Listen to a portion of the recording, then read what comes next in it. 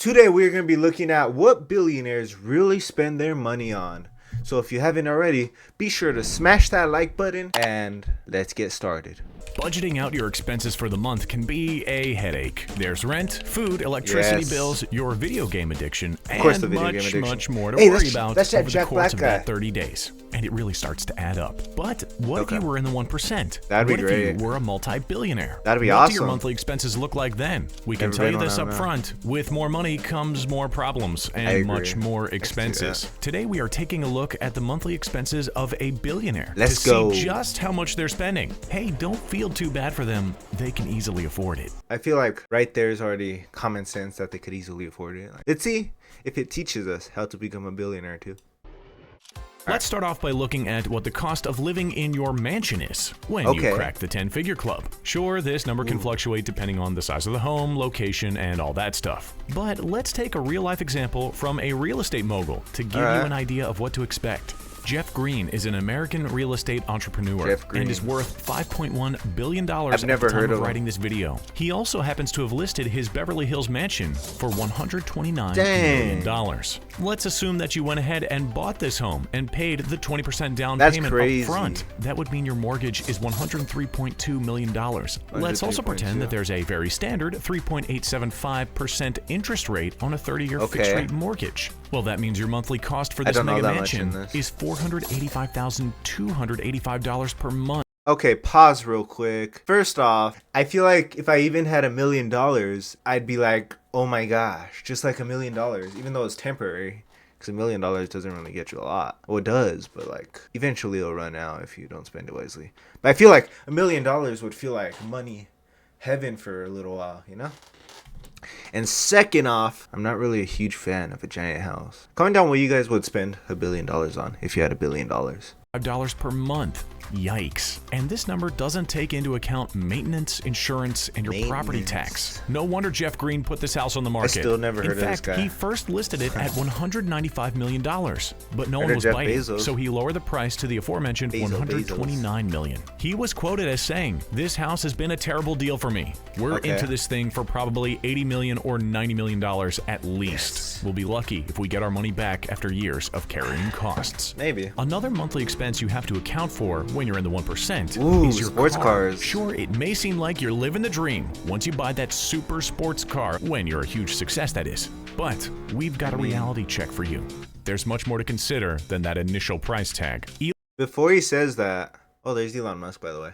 Before he says that, I feel like personally, don't most rich people not fully buy the car? They like do a contract or something, whatever it's called, on it, then because like maintenance cost for the car, isn't it like way more expensive? Like you have to send most sports cars back. You can't do it on your own because they have like different tools. I don't know, man. Comment down if you know. Elon Musk is the perfect example for this, as he splurged on a McLaren F1 after he sold PayPal. Damn, that's This was in 1999, and at the time, his shiny new ride cost him $1 million. But that looks freaking beautiful right there. I just had to say that. Doesn't stop there. Sports cars are temperamental machines. They need their tires changed frequently, usually every 2,500 miles. And cost for this can easily crack $33,000. When you factor in insurance, taxes, service, and anything else you may need to keep your car looking its best, expect that $150,000 of your hard-earned money will go straight into your car every year. That's crazy. $12,330 per month, folks. I wouldn't need that much. But in Elon's case, he seems to have gotten over driving top-of-the-line sports cars, especially if they aren't a Tesla. This may be due to the fact that he crashed his McLaren F1, which he had been using daily. To quote Elon, "I had it for several years, and I put 11,000 miles on it, and I drove it from LA to San Francisco. I had it as a daily driver. Then we hit an embankment, which tossed the car into the air like a discus, and it kept rotating and slammed down on the ground. We're glad he's okay, but it's a shame about the car. After all, today, the McLaren F1 goes for $20.5 million at a Monterey auction." Personally, if I ever got a sports car, if I say I was rich, I'd only get one.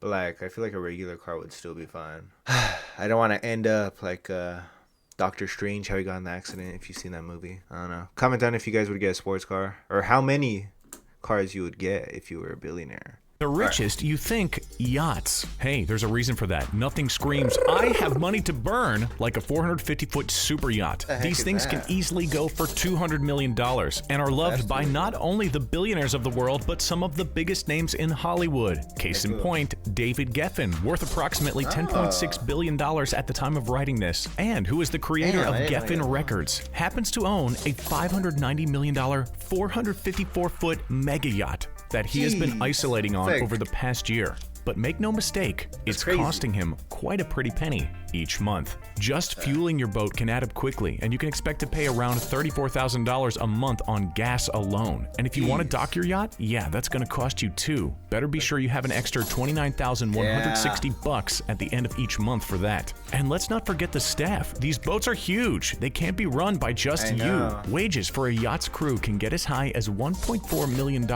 annually, which means you're looking at $116,700 per month for keeping your crew on staff.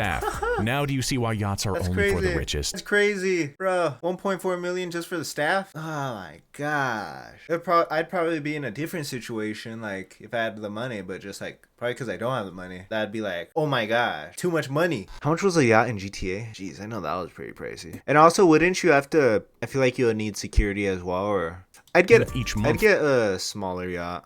Here's another expense that you probably didn't think of, but make no mistake, it's an absolute reality of being a billionaire. We're talking about throwing parties. Yes, as in entertaining, networking, impressing your ultra-rich buddies. It comes with the territory, folks. And if you need confirmation, just ask Stephen A. Schwartzman, CEO of the Blackstone Group.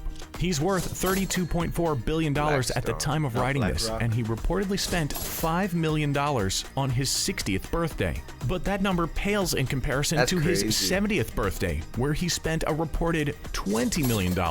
As you can see, the sky's the limit for parties when you got $1 billion in the bank. So for the purpose of our little thought experiment on the monthly cost of entertainment, let's pretend that the average billionaire throws 3 parties a year and spends $10 million per party. We can agree that's a pretty conservative number. That would come to $2,465,730 per month just on boogieing down with your buddies. That'd be a good party, though. It must be nice to be rich. It must be nice being rich. But I feel like that party would be a blast, don't you guys think? If it was actually with all those lights and stuff. Unless it's like one of those fancy like British types, you know, where they have like the tea party and stuff. Is that what British do? Party with tea parties? Being in the public eye means you gotta stay fit and look healthy, which for many billionaires means a personal trainer. And when you're rich, you aren't working out at the local YMCA. Oh no, you have the best personal trainers in the world making sure you eat right, get in the reps, and do plenty of cardio. Arguably one of the most famous personal trainers is Fabrice, owner of Fabrice Le Physique. He is known to train billionaires, and his price,